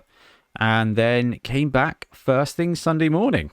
Now you guys beat me. You guys beat me to it, but we're just 5 minutes down the road. Oh, there you go. We left everything in situ, basically. The TV was set up, the pitches were set up. Didn't take a lot to get ready to go on the Sunday morning, which was very lovely. Nobody went missing on the Sunday. Last year, we lost Joe Solo on the Sunday morning because he had too much to drink. But we had literally 0 dropouts for Sunday. Yeah. 1 dropout. That's awesome. And I would have played. But we had absolutely 0. So the guys, as I was going around sort of thing, they're like, oh, you're not playing, you're not getting, there's no, I was like, well, we're at evens. Like literally everybody who said they were going to be here today has turned up. So all 48 coaches had turned up, which for a sevens event is just awesome. Because, I get very excited when it's sevens. It was funny. Yeah. It was funny because a lot of people were like, I left the tournament, went to the hotel room, and I didn't leave. I went to sleep. Drew said like the headache kicked in on the walk down the road. I think it's because it's so like 3 games of Blood Bowl is fine, but I think when you add in there the volume of, I don't know, man, 400 people playing a tournament in that one hall, at least, it's palpable, it's visceral, and it does get a bit much. But anyway, we kicked off sevens, 48 on the day. Ben, what are your guesses for the most populous teams for our sevens days? I think we had a lot on Amazons again, didn't we? So I got 49 rosters. I'm going to cheat. I'm going to look at the control. I don't know. Including my team, which was registered. And I sent a roster in as well. Okay. Well then, Skaven? Yes. We did have a lot of them. 3 teams had 5. The first 2 will not surprise anybody. The third one is absolutely shocking. Sevens. Skaven. Yep, get that. Lizards. Yeah, totally get that. Snotlings. We had 5 Snotling teams for sevens. And that was so cool. We had such a good mix of them as well. I think Lee was running like 1 or 2 pump wagons as well. It was just absolute madness. So it's so good to see the Snotling. I think there was a lot there about leveraging swarming to get the extra players on the pitch for Snotlings. Pretty good in sevens. Pretty good anyway. Yeah. Extra good. So we had 5 Skaven, Lizard, Snotlings, 4 Amazons, 4 Necro, 3 Human, 3 Underworld, 3 Nobility, 3 Goblins, 2 Dwarves. I was really impressed with the Dwarf rosters here. Yeah. 2 Elf Union, 2 Dark Elf, 2 Ogres, and a Halfling, a Chaos Chosen, a Vampire, a Tomb King, an Orc, and an Undead team. So a really good mix again. I rocked up. I spoke to John. I was like, hey, John, what are you running? He's like, God, Dwarves. I was like, no way, running Dwarves in sevens. And then 5 minutes later, I spoke to another John. I was like, hey, John, where are you running? Looking at the TV, and he's like, oh, I'm running Dwarves. And I was like, oh, no, I've got this wrong. We've got the wrong John down. No, both Johns were both running Dwarves that day. Well, that's not true. Not all Johns, but 2 Johns were both running Dwarves. And they did really well. I mean, Dwarves in sevens, you don't think are going to be anything special, right? It's quite hard. It's pretty hard. Dwarves love a really grindy sort of like a 1-0 win. And in Sevens, you just don't have like the turns to sort of like prevent that sometimes, or as in like, or to get 2-1s especially. Mm-hmm. Like if they're scoring against you, if they get a touchdown against you, it's very, very hard to get 2 as Yeah. dwarves. So like yeah, that's what I always feel with them is that they just don't have the speed. Like Chaos Horse can kind of pull it off with Bull Centaurs. Yeah, the linemen being movement 6 are pretty helpful as well. And that, yeah, true. But yeah, like regular dwarf is tough. I love this. Both rosters were very, very, very similar. They just both these guys just looked at me and they were like, "Yeah, man, 2 Troll Slayers." I was like, "Oh, okay, fine." They were like 2 Troll Slayers, and because of the way Sevens is, like the opponent has to come to me, so my shortness doesn't matter. Like I just deploy. If I'm receiving, I'll just cage up and slowly move up and take my hits when I can. Ideally, I kick away. They have to rummage around, gather the ball, and I'm going to get first attack at them with probably a 4-die block, followed up by just some really good. Because once you get those tackle block guys in place, it becomes really brutal. So I loved that tactic. I just wasn't expecting it. I mean, the Amazon rosters, the Lizard rosters, the Skaven rosters, the Underworld rosters, I was absolutely expecting those. But again, we had a really good range of rosters. Free nobility is pretty good as well because you don't. We haven't seen too much nobility at tournaments lately, so I like seeing them. I love seeing them. Honestly, you look at the numbers of Black Orc and nobility in tournaments, and you're like, starter box, and then you see them run well, and I don't know, I get really proud. Yeah, I like it. So I was absolutely chuffed with the Black Orc win. I know it's Drew, and I know Drew knows how to play Blood Bowl, but I spent all day with my my Black Mountain Buccaneers t-shirt on today, so I'm like loving it. I think that's just so good. And I mean, some of the rosters that we had were just great. But anyway, like we said, Drew did win the Sevens tournament as well. Literally 3-0 11s, 4-0 in Sevens. The man went undefeated all weekend. And the Amazon roster that he was running was 2 blockers. That's the strength for. So basically, 1 with block. So a Carla in there, a Blitzer with no skills, and a thrower with leader to get that reroll on the roster with 4 linemen. So had 8 players. I mean, we were having a chat in the morning. We were talking this, the lizardmen. Lizards were kind of heavy on the chameleon skinks to use on the ball. Mm-hmm. So having the Amazon thrower to have that on the ball bit to set you up with a really good first drive in Sevens is so good as well. And being able to sneak the leader reroll in there, that positional becomes really, really good. And then you've just got 2 strength 4 dodge pieces, and the fact you can take one of them as blodge as well, just absolutely mighty. I love Amazons and Sevens. They're so gross. Like I don't think they're unstoppable at all, but they are definitely as tier 1 as it gets, I think, in Sevens. They just start off with so much, and where rerolls are so just like, what's the opposite of ubiquitous? Scarce? Yeah, there you go. Scarce in in Sevens. Like they have so many inbuilt ones with all that dodge. And then you've also got like pass. You've also got jump up. Got so much movement. A lot of really cool skills to start off the bat. So a couple of things to mention about Amazons. On the ball on the thrower is definitely the big one. But the other one is just how many people refuse to call the blitzers. I was so happy. We're having a chat. And I was like, "Oh, what are you running?" And he's like, 2 of the strength 4 gals, 1 of the catchers. I'm like, yes, exactly. They're like, they're not blitzers. They're catchers. I always have to keep reminding myself they don't have catch. Yeah, they don't. They should. And people are like, well, there can't be catchers. They don't have catch. I'm like, well, it can't be blitzers. They don't have block. At least this makes sense. They don't have catch. On the day, what did we say we had? Was it 3 Amazon teams? 4, I think. Oh, I've lost one. I was just looking at kind of the final standings. Nick went 2-0-2 with an Amazon roster, so 2 losses for Amazons. Busted that again. 2-2. Champion. Yeah. 2 and 2 draws. Barking Mark 3 wins and a loss, I think, and then Drew with 4. So I mean, what's that? 1 loss, 2 losses, and a couple of draws for Amazons. They did They did really well, which is not surprising. Top 10 for Amazons. You had Drew with for Sevens. You had Drew with Amazons. Oh, man. Captain Oates, Adam, was a strong competitor all weekend. Running Elf Union on the day here was pretty great. Frodo with Underworld, third place. Rubble, Skaven.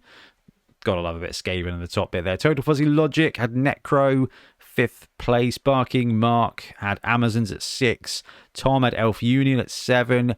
John, or Leoric, from Entoyment fame, actually the commissioner of the Entoyment League, with that dwarf team in the top 8, which is cool. Buster got, yep, like you said, the Stunty Champ, 2-2-0 with Amazons on the day.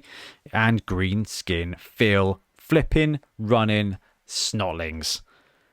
Yeah, this guy loves his greenskins. I think he loves Greenskins more than I love him. Yeah. Because he is so lovely. Yeah, one of the nicest guys you could ever meet. I'm not going to lie. It's confusing that he's Greenskin Phil, but his real name's Chris. Yeah, that's true. Phil / Chris / whatever. Yeah, I remember in our league playing against Greenskin Phil and him just destroying my Skaven. I think he also killed my Star Thrower. And I couldn't be mad because he's too nice. Yeah. He was there just being like... Only game I lost in the Wobble League with my Black Orcs was to him. With the exception of the semi-final where I lost to Chamberlain and his Underworld. Was that his Goblins or his Orcs? Because he always plays either. It was Goblins, man. Yeah. I got pantsed by Goblins in the schoolyard. Him with Goblins is scary. I think, didn't he win our last tournament with Goblins? Yeah, in the summer. Yes. Yes, I think he did, actually. Yeah. I have currently never beaten a Bonehead champion. Really? With the exception of Sam Frenzy Garner, who won in the 2016 edition. Yes. I have lost to Greenskin Phil. I lost to Wayne in a tournament. Who else have I played? Can't remember who else I've played. But I'm going to have to play Drew soon. So yeah, that'll be interesting. The Entoyment League as well, right? Yeah. Anyway, Snotling Lyman ×6, a Fungus Flinger, 2 trolls, 1 troll with leader, 1 troll with a block, Fungus Flinger with pass, which I do really like, and a sneaky git. Lineman, there's your sneaky git, and the Fen Beast. Because the Fen Beast was kind of the theme of the weekend, it was allowed in Sevens as a star player, as the only star player available for Sevens. And it was so cool because actually, Ben, you and I know what it's like running Sevens. There's kind of like some fixed rosters you get, and having that 5th positional at 150k for a strength 6 really stupid piece, it's not brilliant, right? Not game changing. However, you got 3 trolls here, a bunch of Snotlings who can use swarming, and with a bribe, and with a desperate measure. Such a good little roster here. This is a really fun roster. I love the sneaky git. It's just like full greed. Yeah, and pass the bomb with the Fungus Flinger. That's interesting actually, because someone was highlighting to me that running pass is a really good skill with bombers, so you can move them. Throw the bomb and move. That was something that I don't think I generally not considered. Yeah, they got FAQ'd, I think.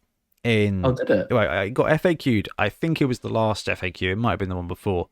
But yeah, it was like, no, this does work, so you can start doing that. However, it's always tempting to take accurate for that sweet 3+ quick pass. But actually, in Sevens where you don't have rerolls, having that tied-in pass to just save you from the fumble is all you really need, right? Yeah, exactly. Yeah, so I like it. I love that. I think that's absolutely brilliant. Maxed out the roster. That's just so good to see. So good to see. So we had a really good spread of teams and rosters, and both days were just so cool. And the great thing about Sevens, we got 4 games of Sevens and we wrapped up just after 3, which meant everyone could then just kind of go home and heal and lick their wounds, and so many games and so many cool people. The only thing that I have negative to say about the tournament is because there was like 90 different people across the 2 days, I can't actually thank everybody individually as much as I would love to, because that's sweet. Genuinely, I tried my hardest to have a chat with every person who came, because the last couple of tournaments we've been so busy it's not been possible, and I hated it. And actually, I think I got a chance to chat with everybody that came, just about their roster and about their day and about the trip and about the World Cup and about how much everyone hates bombers. And it was just awesome. We had some top coaches. We had some brilliant minds. I loved my chat with Adam, like really in-depth chats about the World Cup builds. Like, it was so cool. You could it's just like little knots of players would get together who live in different places around the country and like brewing up rosters for OWA and Renegades. And it was awesome. And it was so cool to see a bunch of the Patreon guys as well. And just people to be like, look, this is like, thanks for running the tournament. Like, this is just so much fun. I really enjoy this.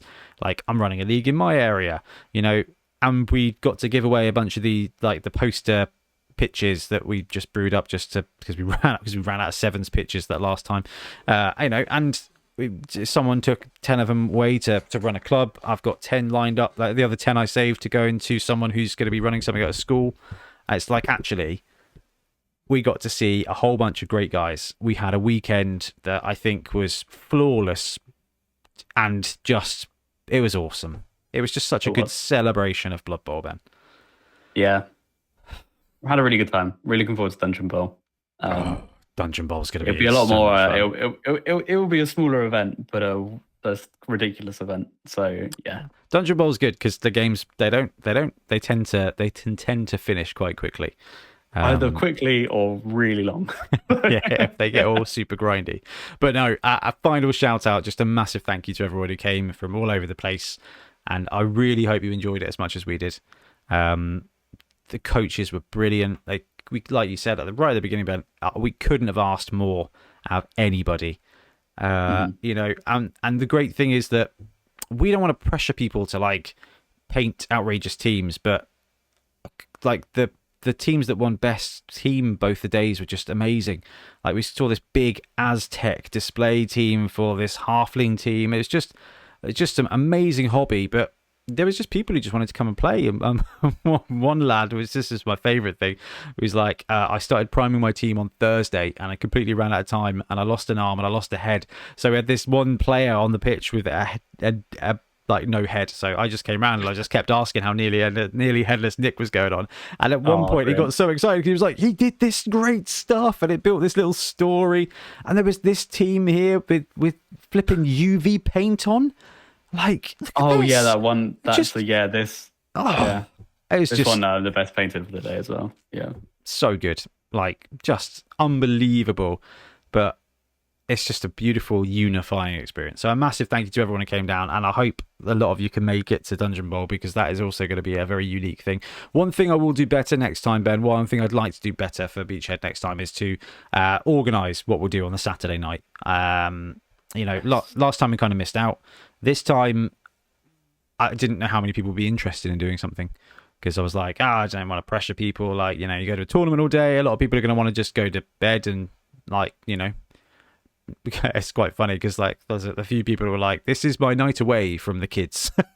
Yeah. So, like, oh no, I'm in the hotel room by now, on my own, and I can sleep. It's just kind of, I think next year we'll book up something or do something different, but that would be what I would do differently. Any flags for you, man? No, other than that as well. Yeah, I just had a good time. I think maybe we could sneak in to get a couple of us playing during the day, even if the numbers are even. I think that could be quite fun. Yeah, I think it just makes it a bit complicated with scoring. For sevens, definitely. I think having 2 TOs on the Saturday with 70 plus coaches, I don't think that. I think we need the people doing the admin. It's tough. I think 4 was probably too many, but meant that we could enjoy ourselves. 3 would have been the sweet spot. I think we've kind of figured out now that it's kind of 1 TO for every 25, 30 people. Yeah, about that. Yeah, fits nicely. But sevens on Sunday, you and I probably could have played, and it all would have gone fine. But hey, we know that for next time.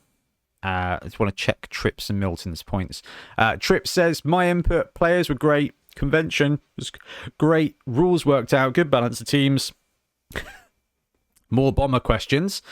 Maybe he should be a megastar. You got that right, Trips. Sevens, everyone asked about Desperate Measures. Yeah, we put them on the TV. Some great games, and nice that people came to it.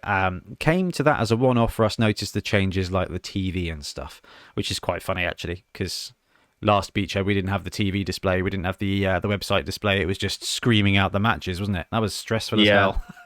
Hurt my voice. Yeah, man. And then we moved over to Dungeon Bowl, introduced the telly and the pairings on the website, and it became a lot quieter. Yeah, a lot more chill. So good. People really do just sort themselves out, and it's fantastic. Absolutely love it. Yeah. I'm so excited to do the next one. So excited for Dungeon Bowl. And then, I mean, I don't know if we're going to run one in the summer or the winter yet. We don't know, because honestly, with the World Cup going on, there's so many tournaments that are kicking around that are just kind of brewing up for the World Cup. And if that's what people want to do at the moment, then I don't want to detract away from that, because I think that's great. Like, I mean, I'm hoping to shoot up to Nottingham to play in the Andy Davo Invitational one. That'll be pretty good fun. But yeah, I think the World Cup is kind of going to take over the summer, and that's fine. We'll have Blood Bowl 3 to play as well. So yeah, plenty going on. Any final thoughts on that one, BT? No, I think that's all good. Had a really good time. So yeah, big thanks to everyone. And thanks to you and Milton and Trips for just doing a really good job TOing.